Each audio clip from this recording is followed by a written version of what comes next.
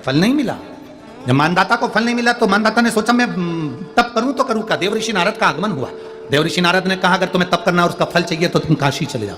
मानदाता काशी गए, काशी में बैठकर तप करने लगे। केवल काशी में बैठकर उन्होंने तप करा तो कैसा करा, केवल एक बालू का शिवलिंग बना लेते थे और बालू का शिवलिंग बनाकर उसकी आराधना करते थे, उसकी पूजन करते थे। पूजन करते, गंगा का जल लाकर बालू के शिवलिंग पर डालते, उनको समर्पित करते। बस वो बालू के शिवलिंग की आराधना करते करते करते करते करते करते थोड़ा सा समय निकला। उनको नहीं मालूम कि एक शिवरात्रि निकल गई, दूसरी शिवरात्रि आई है। हर महीने शिवरात्रि आती है, प्रत्येक महीने शिवरात्रि पहुंचती है, प्रत्येक महीने आती है।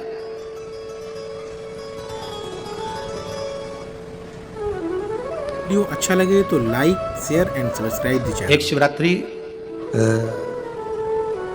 अपन पंजाब में थे, भटिंडा, तब पड़ी थी,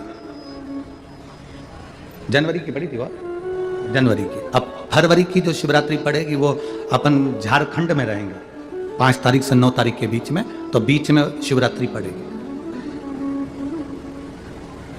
इसलिए उस कथा का नाम पातालेश्वर शिव महापुराण की कथा रखी है। हड्डी उसमें मूल है आपका बुढ़ापा ना बिगड़े उसके लिए वो कथा है। 5 दिन की कथा है, 2 बजे से 5 बजे तक आएगी आस्था चैनल पर भी। और झारखंड के आसपास के जितने श्रोता हैं सब सुनो।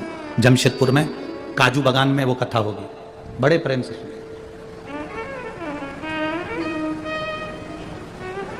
काजू बागान में तुम ये सोचकर मत आना कि काजू तोड़ के खा लेंगे।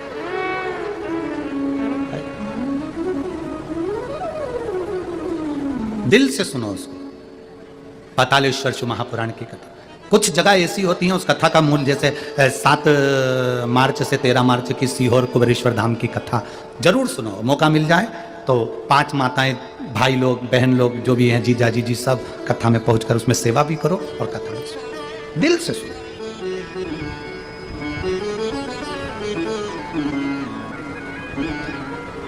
भगवान की भक्ति को धारण करिए।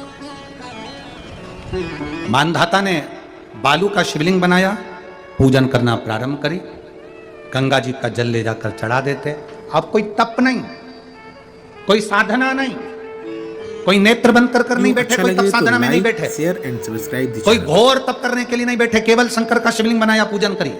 साल में एक दिन सावन के महीने में जो शिवरात्रि आती है, हम भी टीवी के माध्यम से, सोशल मीडिया के माध्यम से आप सबके घर में पार्थिव शिवलिंग का निर्माण करवाते हैं। उसका कारण केवल इतना है कि हम पूरी जिंदगी तप नहीं कर पाते, पूरे साल व्रत नहीं कर पाते, साधना नहीं कर पाते, तो कम से कम सावन के महीने की शिवरात्रि पर जब अपने घर में मिट्टी का शिवलिंग बनाकर पूजन करते हैं तो हमें तप और साधना का पूरा फल प्राप्त हो जाता है।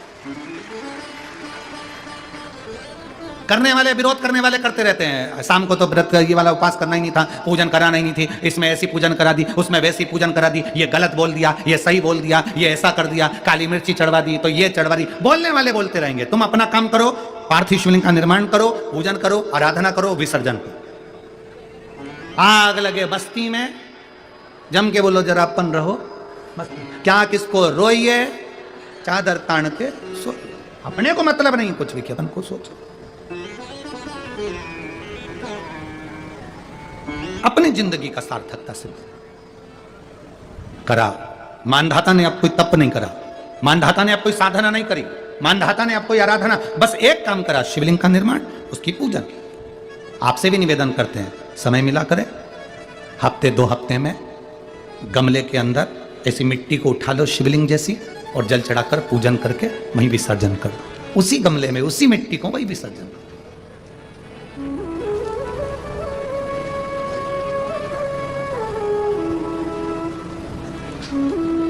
प्रयास करो, उसका फल मिलता है। शंकर भगवान प्रकट हो गए, कहा क्या चाहिए तुमको, मांगो। अब मानधाता ने मांगा कुछ ना। मानधाता ने कहा कि पहले तो मैंने जब तप करा, साधना करी, आराधना करी, तब तो मुझे आपका दर्शन नहीं हुआ, और अब आप मेरे सामने आ गए तो मैं मांगू, ये श्रेष्ठता कहाँ है? अब मैं मांगू, ये श्रेष्ठता कहाँ है? मुझे मांगना नहीं है, कुछ तो मांगो। नहीं, मानधाता ने कहा बस इतनी कृपा करना, प्राण छूटने का जब समय आए तो मेरा शिव सामने हो और मेरा ये आत्मा, मेरी जब मृत्यु हो तो ये आत्मा शिव में और कैलाश में विलीन हो जाए, बस ऐसी कृपा कर, और कुछ भी नहीं, और कुछ नहीं चाहिए। बस यही होना चाहिए। उसका जो फल है वो जीवन का एक आनंद सुख देने वाला हो। हमने कथा में कहा था शुरू में, माता क्या होती है? निर्माता। आप माता हो, आप निर्माता हो। अपने बच्चे के हाथ में एक लोटा जल लेकर मंदिर भेजने की जवाबदारी तुम्हारी है। अपने बच्चों के मुख से श्री शिवाय नमस्तुभ्यम निकलवाने की जवाबदारी तुम्हारी है, कोई दूसरा नहीं निकलवा।